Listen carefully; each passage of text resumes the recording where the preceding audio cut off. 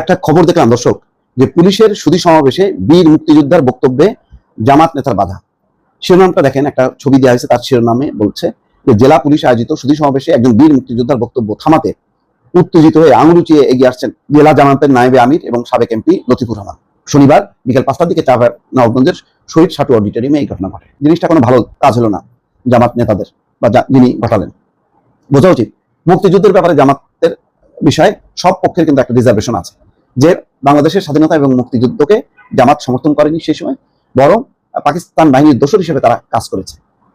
তো এটা নিয়ে আবার বিচার টিচার নিয়ে আমি কথা বলবো না, সেই বিচার ছিল রাজনৈতিক উদ্দেশ্য প্রণোদিত। কিন্তু বাংলাদেশের স্বাধীনতা মুক্তিযুদ্ধের সংগ্রামে জামাতের কোনো ভূমিকা তো নেই, বরং উল্টা ভূমিকা ছিল। তো সেই অবস্থায় আজকে পট পরিবর্তন হয়েছে। পট পরিবর্তনের পর বিষয়টা কি এমন যে স্বাধীনতা বা মুক্তিযোদ্ধা এই অংশটা পরাস্ত হয়েছে আর জামাতের জয় হয়েছে? না, তা তো হয়নি।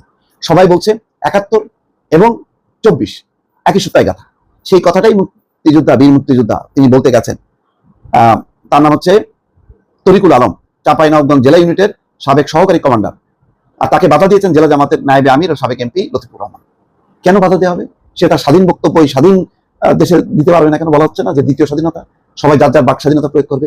তো ওনার কি বক্তব্য না শুনে উত্তেজিত হওয়ার কারণটা কি? মুক্তিযোদ্ধা বলছেন যে আমার পুরো বক্তব্যটা শুনতে হবে, তো তার আগেই কেন বাধা দেওয়া হচ্ছে?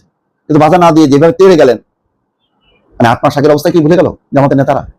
তখন তো ঘর থেকে তারা বেরোতে পারেনি। আজকে ছাত্রদের এই আন্দোলনের কারণে আজকে সবাই মুক্ত, বিএনপি মুক্ত, জামাত মুক্ত, আমরা মুক্ত।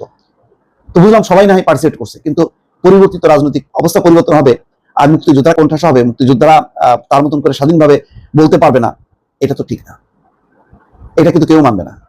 বক্তব্য দিতে গিয়ে 1971 সালের মহান মুক্তিযুদ্ধের সঙ্গে 5 আগস্টকে না মেলানোর আহ্বান জানান মোহাম্মদ তরিকুল আলম। এই সময় সামনে বসা জামাত নেতা লতিফুর রহমান উত্তেজিত হয়ে আঙুল উঁচিয়ে বীর মুক্তিযোদ্ধা তরিকুল আলমের দিকে তেড়ে আসেন, চিৎকার করে প্রতিবাদ করেন। এই সময় আরো কেউ চেঁচামেচি শুরু করেন।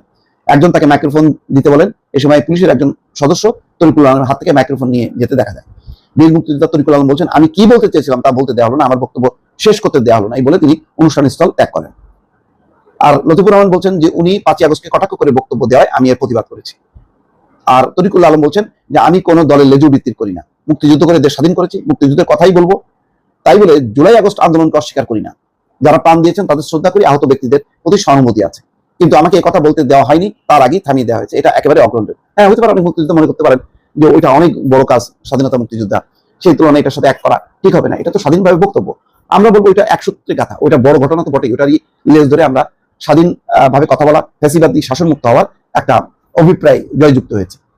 তো মুক্তিযুদ্ধকে যদি বসায় দেয় জামাতের কোনো নেতা, এটা নিঃসন্দেহে একটা ভালো দৃষ্টান্ত হলো না, এবং এটা কেউ কিন্তু মানবে না। ভালো থাকবেন, আল্লাহ হাফেজ।